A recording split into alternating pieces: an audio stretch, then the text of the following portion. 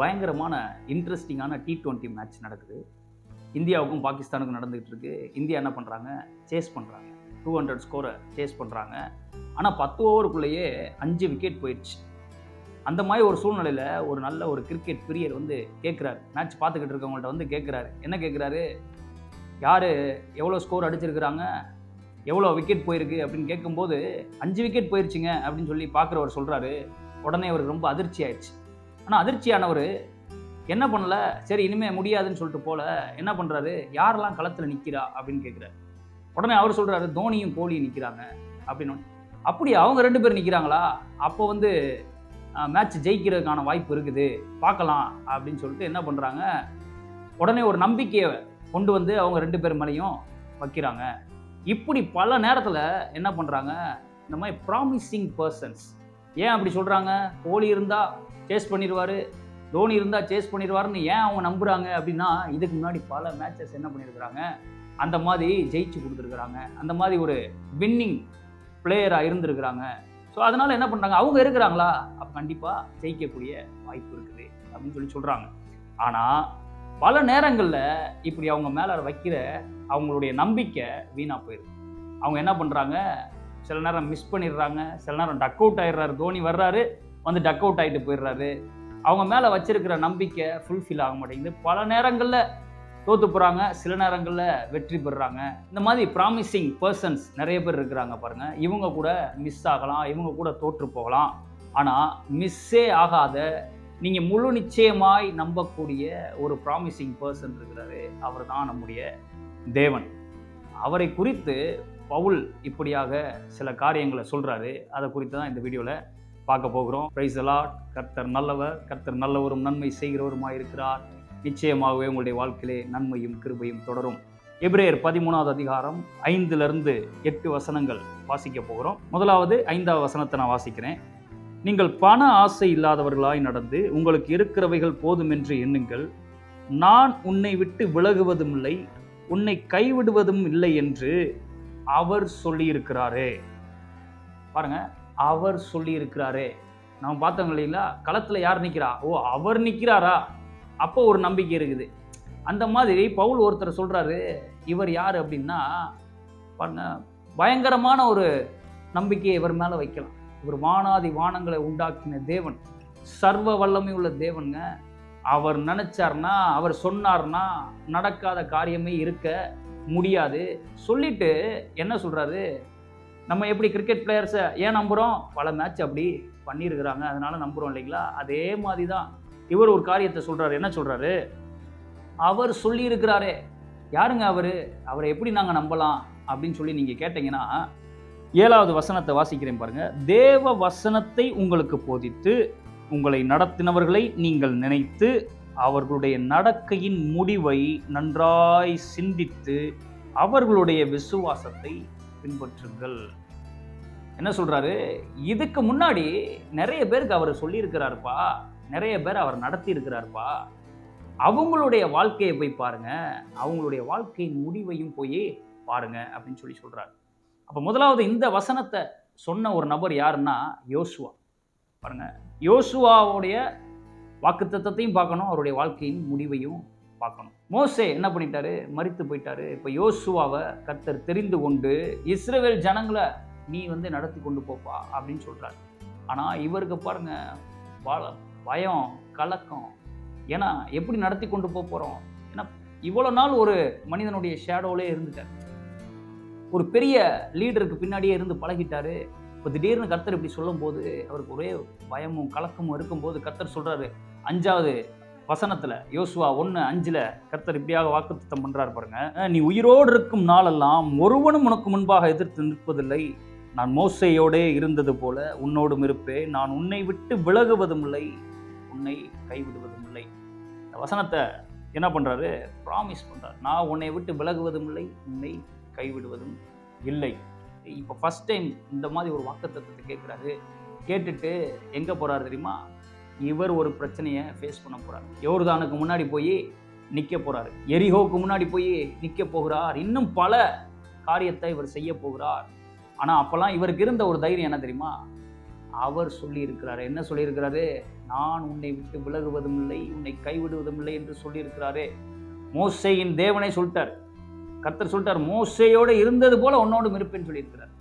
இப்போ மோசேயை வழி நடத்தினார். நான் பார்த்தேன், கண்ணால் பார்த்தேன் அப்படின்னு சொல்லிட்டு இவர் என்ன பண்ணுறாரு, இவரை தேவன் சொன்ன காரியத்தை செய்ய ஆரம்பிக்கிறாரு. இவருடைய முடிவை பார்க்கணும்னு சொல்லி பவுல் சொல்லியிருக்கிறார் இல்லைங்களா? இவருடைய முடிவை பார்ப்போமா? யோசுவா 21வது அதிகாரம் 45வது வசனத்தில் இப்படியாக போட்டிருக்குது பாருங்க. கர்த்தர் இஸ்ரவேல் குடும்பத்தாருக்கு சொல்லி இருந்த நல் வார்த்தைகள் எல்லாம் ஒரு வார்த்தையும் தவறி போகவில்லை, எல்லாம் நிறைவேறிற்று. எரிகோ கோட்டைக்கு முன்னாடி வந்து நிற்கும் போது இது இந்த மாதிரி ஒரு ஸ்டேட்மெண்ட் இங்கே வரும் அப்படின்னு சொல்லி எதிர்பார்க்க முடியாது. யோர்தானுக்கு முன்னாடி நிற்கும் போது இந்த மாதிரி ஒரு ஸ்டேட்மெண்ட் வரும்னு நம்ம எதிர்பார்க்க முடியாது. ஏன்னா பெரிய பிரச்சனை பாருங்க. யோர்தானை கூட ஈஸியாக கடந்திருப்பாரு நான் விசுவாசிக்கிறேன். ஏன்னா செங்கடல்ல மோசே கடக்கும்போது மோசையோடு இருந்திருக்கிறாரு.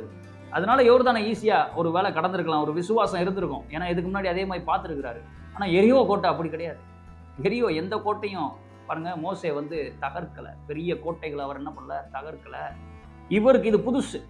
ஆனால் தேவன் நடத்துகிறார் பாருங்க. தேவன் அற்புதமாக நடத்தி அற்புத விதத்தில் அந்த கோட்டை விழுந்து பல காரியங்களில், பல போர்களில் பல வெற்றி பெறுகிறார். இன்னும் சொல்லப்போனால் இஸ்ரவேல் ஜனங்களுக்கு எல்லாருக்கும் தேவன் சொல்லி இருந்த எல்லா இடத்தையும் பங்கு போட்டு கொடுக்குற வரைக்கும் இவர் வேலையை செஞ்சு முடிச்சிட்டார். அதனால தான் இப்படி போட்டிருக்குது, நல் வார்த்தைகள் எல்லாம் ஒரு வார்த்தையும் தவறி போகவில்லை. இதுதாங்க முடிவு. அநேக நேரத்தில் நம்முடைய வாழ்க்கைக்கு இவங்களெல்லாம் பார்க்கணும், இவங்களுடைய முடிவை பார்க்கணும். 1 ராஜாக்கள் 8வது அதிகாரம் 56வது வசனத்தில் தாவீதுடைய மகன் சாலமோன் இதே வார்த்தையை சொல்றார். ஒரு வார்த்தையும் தவறி போகலன்றார். தாவீதை நடத்தின தேவன், யோசுவாவை நடத்தின தேவன், மோசேயை நடத்தின தேவன், மோசேயை கொண்டு சொன்ன வார்த்தைகளில் இஸ்ரவேல் ஜனங்களுக்கு நிறைவேற்றின தேவன். இப்படிப்பட்ட மனிதர்களுடைய வாழ்க்கையை எடுத்து பார்த்தீங்கன்னா எல்லாருமே அப்படியே பயங்கரமாக அப்படியே சூப்பராக வந்துட்டாங்கன்னு சொல்ல முடியாது. பல பிரச்சனைகள், பல போராட்டங்களை கடந்து தான் வர்றாங்க. ஆனால் அவங்களோட முடிவு எப்படி இருக்குது? அற்புதமாக இருக்குது. தேவன் சொன்ன நல் வார்த்தைகள் ஒன்று கூட அவங்களுடைய வாழ்க்கையில் நடக்காமல் இல்லை. பல பிரச்சனை, அப்பேற்பட்ட பிரச்சனைகள் மத்தியிலும் தேவன் கூட இருந்து அவர்களை வழி நடத்தி அவர்களை விட்டு விலகாமல் கைவிடாமல் அவர்களுக்கு சொன்ன எல்லா வார்த்தையும் நிறைவேற்றி முடித்திருக்கிறார். பவுல் இதை தான் சொல்கிறார். இதை பாருங்கள், இந்த முடிவை பாருங்கள். நல்லா இருக்கும்போது தேவன் நம்மளோட இருக்கிறாருன்னு நம்மளுக்கு நல்லா தெரியும். அவர் என்னை விட்டு விலகலை, அவர் என்னை கைவிடலை, அவர் விலக மாட்டார், கைவிட மாட்டார்னு வாக்குத்தத்தம்லாம் அறிக்கை பண்ணுவோம், எல்லாம் சொல்லுவோம், 4 பேர்கிட்ட சொல்லுவோம். எப்போ சொல்லுவோம்னா நல்லா இருக்கும்போது சொல்லுவோம். ஆனால் பிரச்சனை போராட்டம்னு வரும்போது தான் நம்மளுக்கே சந்தேகம் வரும். அவர் நம்மளோட இருக்கிறாரா இல்லையா, விட்டுட்டு போயிட்டாரா, கைவிட்டுட்டாரா, அந்த மாதிரி பல யோசனைகள் வரும், பல காரியங்கள் தோணும் பாருங்க மனசில். ஆனால் ஒருபோதும் அவர் உங்களை விட்டு விலகுவதும் இல்லை, உங்களை கைவிடுவதும் இல்லை. அதனால தான் அநேக இடத்துல நீங்கள் பார்த்தீங்கன்னா பிரச்சனை வரும்போது தான் அவர்களோட கூட தேவன் இருந்தார் என்பதை வாசிக்க முடியும். நீங்கள் சாத்ராக், மேசாக், ஆபேத்நேகோ இருக்காங்க இல்லைங்களா, அவங்கள நீங்கள் எடுத்து பார்த்தீங்கன்னா அற்புதமான உதாரணம். அவங்க அந்த பூமியில் எவ்வளோ நாள் இருந்தாங்கன்னு தெரியல, அந்த ராஜ்யத்தில் எவ்வளோ நாள் இருந்தாங்கன்னு தெரியல. ஒரு தடவை கூட தேவகுமாரன் அவங்களோட இருந்தது அவங்க பார்த்தது இல்லைங்க. ஆனால் நெருப்பில் தூக்கி எரியப்படுறாங்க.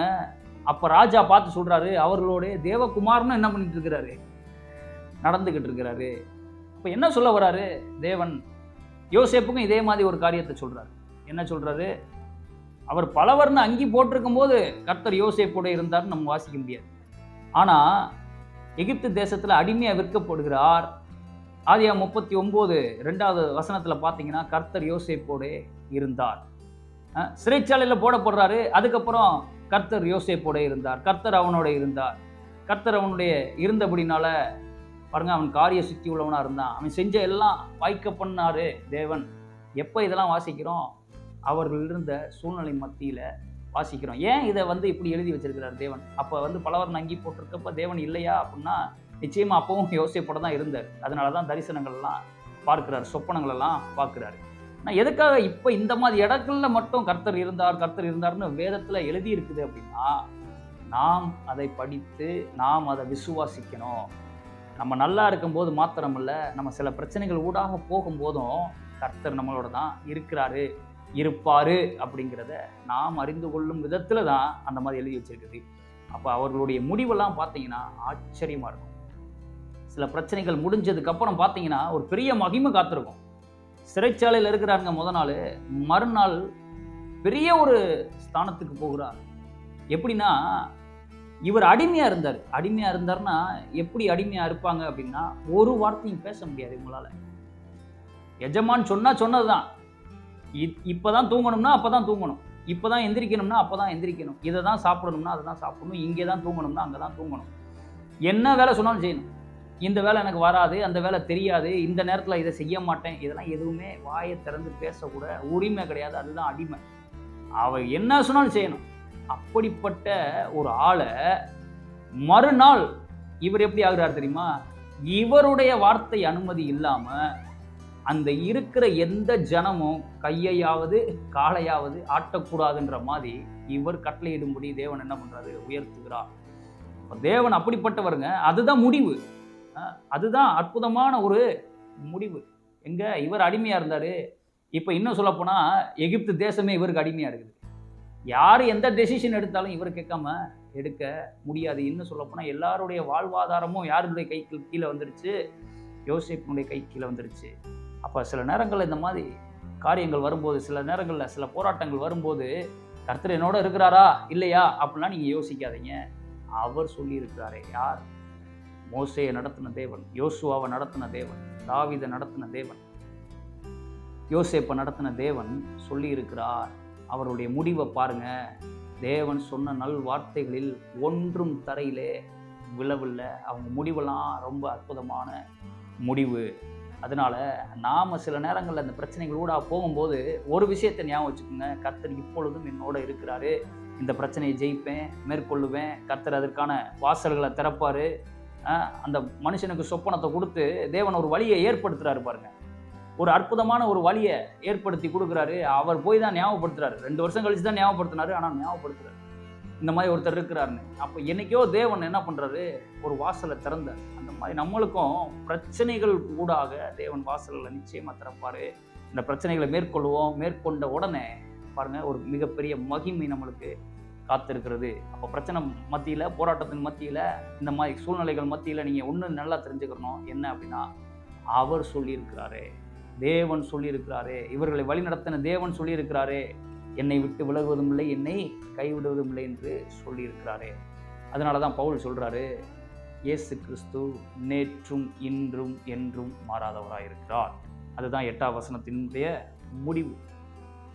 8ஆம் வசனத்தில் இப்படி தான் சொல்றாரு, அன்னைக்கு செஞ்சவர், அன்னைக்கு யோசேப்புக்கு செஞ்சவர், அன்னைக்கு தாவீதுக்கு செஞ்சவர், அன்னைக்கு யோசேப்புக்கு, அன்னைக்கு யோசுவாவுக்கு செஞ்சவர் உனக்கும் செய்வார். அவர் உனக்கும் சொல்லியிருக்கிறாரு, உன்னையும் கைவிட மாட்டார். இதுதாங்க முடிவு. அதனால தான் இப்போ 6ஆவது வசனத்தை நீங்கள் வாசிக்கலாம். கர்த்தர் என்னை விட்டு விலகுவதும் இல்லை, என்னை கைவிடுவதும் என்று அவர் சொல்லி இருக்கிறாரே. இப்படிப்பட்ட தேவன் சொல்லி இருக்கிறாரே, ஆகையால் நான் தைரியம் கொண்டு, என்ன வந்துருச்சு? தைரியம் வந்துருச்சு. தைரியம் கொண்டு, கர்த்தர் எனக்கு சகாயர், நான் பயப்படேன்.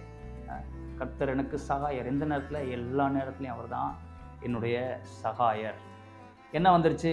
நான் பயப்படேன். பயம் போயிடுச்சு. என்ன பெரிய கோட்டையாக இருந்தா என்னையா தகர்த்துருவார் தேவன். ஏன்னா என்னுடைய முடிவில் தேவனுடைய மகிமை விளங்கும்படி எனக்கு தேவன் சொன்ன ஒரு நல் வார்த்தையும் தவறி போக முடியாது. எல்லாம் என்னுடைய வாழ்க்கையிலே நிறைவேறும். ஆகையால் என்ன ஆயிடுச்சு? இப்போ பயம் போயிடுச்சு. இப்படிப்பட்ட தேவன் இருக்கும்போது என்னங்க கவலை? பயப்படாதீங்க. உங்களுடைய முடிவு சம்பூர்ணமான முடிவு. உங்களுடைய முடிவு அற்புதமான முடிவு. ஒவ்வொரு பிரச்சனைகளுக்கும் அடுத்து ஒரு மிகப்பெரிய மகிமை உங்களுக்கு காத்திருக்கிறது. இப்படிப்பட்ட காரியங்களை எடுத்து தியானிங்க. சோர்வு வரும் பொழுது, பலவீனம் வரும்போது, பிரச்சனைகள் வரும்போது இவைகளை எடுத்து தியானிங்க. கர்த்தர் உங்களுக்கு உதவி செய்வார். ஆவியானவர் உங்களோட பேசுவார், உங்களை நடத்துவார். அவரை விசுவாசிங்க. He is a promising person. அவரை முழு நிச்சயமாக நீங்கள் நம்பலாம். கர்த்தர் நல்லவர்.